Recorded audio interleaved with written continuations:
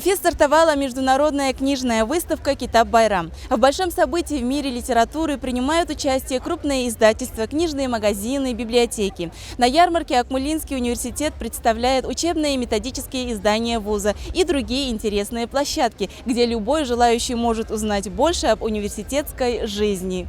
Для гостей выставки представлены редкие книги фонда библиотеки Башкирского педагогического университета, посвященные истории, педагогике, развитию образования, естественным наукам, грамматике языков. Про башкирскую пчелу и как функционирует башкирский рой рассказывают сотрудники естественно-географического факультета. Историки вуза знакомят с археологическими находками, найденными на территории Башкортостана. Материалы раскопок относятся к эпохе бронзового и раннего железного веков.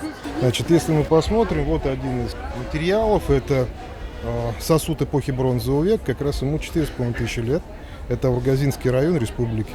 На площади Акмолинского университета для детей организованы дидактические игры, настольный театр кукол, аквагрим, подготовленные преподавателями и студентами Института педагогики. Уникальным событием книжной ярмарки стала презентация проекта «Вышитая карта Республики Башкортостан», над которой работали художники и дизайнеры всего региона.